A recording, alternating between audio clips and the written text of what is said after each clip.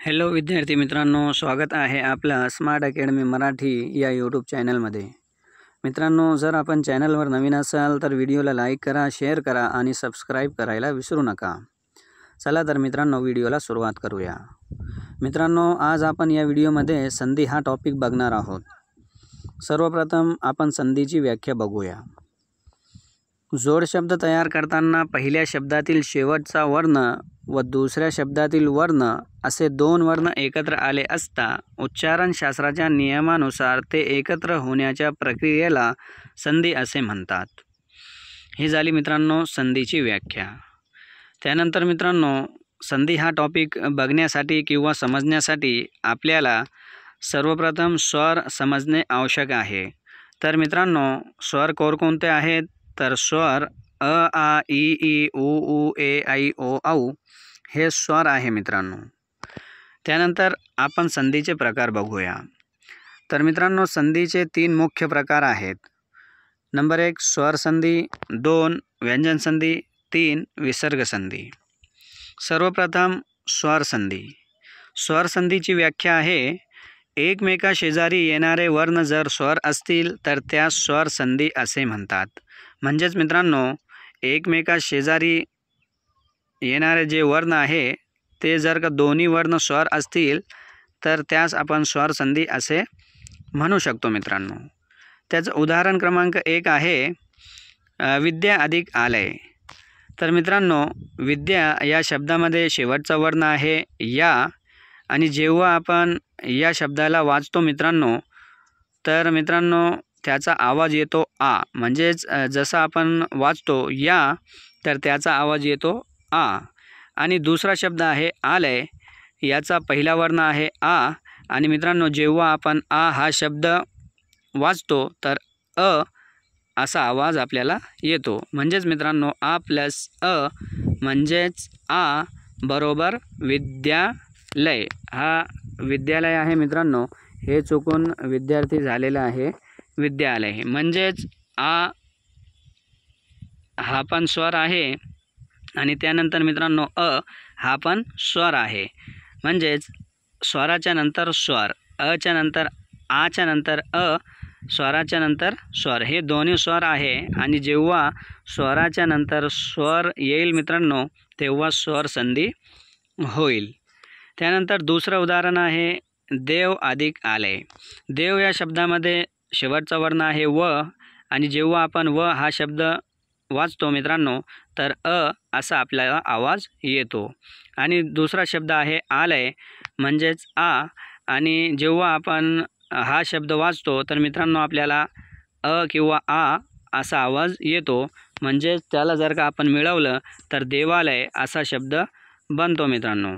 म्हणजेच अ प्लस आ बरोबर आ, आणि अ हा पण स्वर आहे आणि आ हा पण स्वर आहे, आणि हे एक स्वराच्या नंतर स्वर आलेला आहे मित्रांनो, तर हे झालं स्वर संधीचं उदाहरण। आता मित्रांनो, आपण स्वर संधी यावरती काही प्रश्न बघूया। प्रश्न क्रमांक 1 आहे वाचनालय या शब्दाची संधी कशी सोडवाल? तर मित्रांनो, ऑप्शन क्रमांक 1 आहे वाच अधिक नालय, 2 आहे वाचन अधिक आलय, 3 आहे वाचना अधिक आलय, आणि 4 आहे वाचन अधिक आलय। तर मित्रांनो, या प्रश्नाचं उत्तर आहे ऑप्शन क्रमांक 2 वाचन अधिक आलय। कारण की मित्रांनो यामध्ये वाचन जेव्हा न हा शब्द आपण वाचतो मित्रांनो तर अचा आवाज येतो, आणि आलय आ हा शब्द जर का आपण वाचलं तर आ किंवा अ असा आपल्याला आवाज येतो। म्हणजेच मित्रांनो स्वराच्या नंतर स्वर आलेला आहे, आणि हे स्वर संधीचं मित्रांनो उदाहरण आहे वाचन अधिक आलय। त्यानंतर मित्रांनो प्रश्न क्रमांक 2 आहे स्वर संधीचा खालीलपैकी योग्य पर्याय निवडा। तर मित्रांनो, स्वराच्या नंतर जर का स्वर आलं तर स्वर संधी होईल का? किंवा स्वराच्या नंतर व्यंजन आलं तर स्वर संधी होईल का? किंवा व्यंजनच्या नंतर स्वर आलं तर स्वर संधी होईल का? किंवा स्वराच्या नंतर विसर्ग आला तर स्वर संधी होईल का मित्रांनो? तर मित्रांनो, आपण याची व्याख्या वाचलेली आहे का स्वराच्या नंतर जर का स्वर आलं तर ते स्वर संधी होणार। तर याचं उत्तर आहे मित्रांनो ऑप्शन क्रमांक 1 स्वर प्लस स्वर। त्यानंतर प्रश्न क्रमांक 3 आहे चंद्रोदय या शब्दाचा विग्रह ओळखा। तर मित्रांनो ऑप्शन क्रमांक 1 आहे चंद्र अधिक ओदय, 2 आहे चंद्र अधिक उदय, 3 आहे चंद्रो अधिक दय आणि 4 आहे चंद्रो अधिक उदय। तर मित्रांनो या प्रश्नाचं उत्तर आहे ऑप्शन क्रमांक 2 चंद्र अधिक उदय। त्यानंतर मित्रांनो प्रश्न क्रमांक 4 आहे शीतोष्ण हा शब्दसंधीच्या कोणत्या प्रकारातील आहे। याचं उत्तर आहे मित्रांनो ऑप्शन क्रमांक 1 स्वर संधी। कारण की मित्रांनो या शब्दामध्ये शीतो जर का आपण या शब्दाचे 2 शब्द केले तर शी असा एक शब्द बनतो आणि दुसरा शब्द उष्ण असा दुसरा शब्द बनतो। आणि जेव्हा आपण शी हा शब्द वाचतो तर ई या शब्दाचा आवाज येतो, म्हणजेच ई हा स्वर आहे। आणि उष्ण हा शब्द जर का आपण वाचलं तर ऊ या शब्दामध्ये पण अचा आवाज येतो, म्हणजेच दोन्ही हे स्वर आहे, स्वराच्या नंतर स्वर आहे। म्हणूनच मित्रांनो हे स्वर संधीचं उदाहरण आहे ऑप्शन क्रमांक 1 स्वर संधी। त्यानंतर मित्रांनो दुसरा आहे व्यंजन संधी। तर व्यंजन संधीची व्याख्या आहे जवळ येणाऱ्या वर्णापैकी पहिले व्यंजन व दुसरे व्यंजन किंवा स्वर असेल तर होणाऱ्या संधीला व्यंजन संधी असे म्हणतात। तर मित्रांनो जवळ येणाऱ्या वर्णापैकी पहिले व्यंजन व दुसरे व्यंजन किंवा स्वर असेल तर त्या संधीला आपण व्यंजन संधी असे म्हणू शकतो।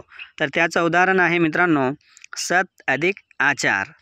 तर पहिला शब्द आहे सत, म्हणजेच यामध्ये वर्ण आहे त आणि आचार या शब्दामध्ये पहिला वर्ण आहे आ, म्हणजेच मित्रांनो त अधिक आ बरोबर दा आणि त्या जर का आपण मिळवलं तर सदाचार असा शब्द मित्रांनो बनतो।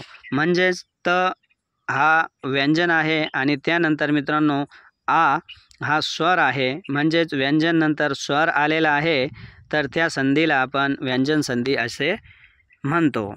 आता याच्यावरती आपल्याला काही प्रश्न बघायचे आहेत।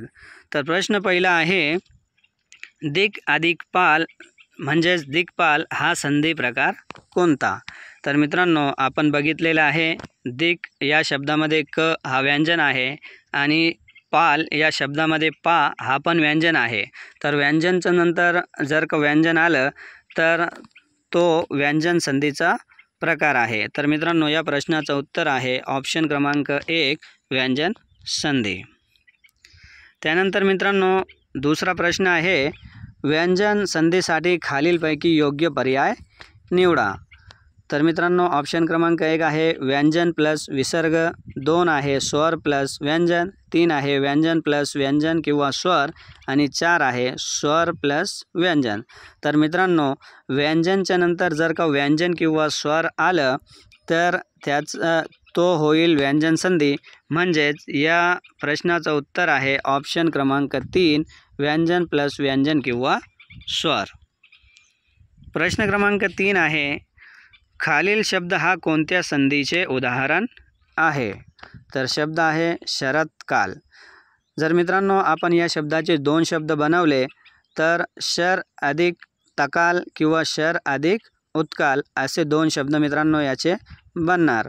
तर मित्रांनो शर हा शब्द जर आपण वाचला तर यामध्ये र हा व्यंजन आहे आणि उत्काल किंवा तकाल या शब्दामध्ये उ हा स्वर आहे आणि त हा व्यंजन आहे। तर मित्रांनो व्यंजन नंतर स्वर येवो किंवा व्यंजन येवो तर त्याला आपण व्यंजन संधी असे म्हणतो।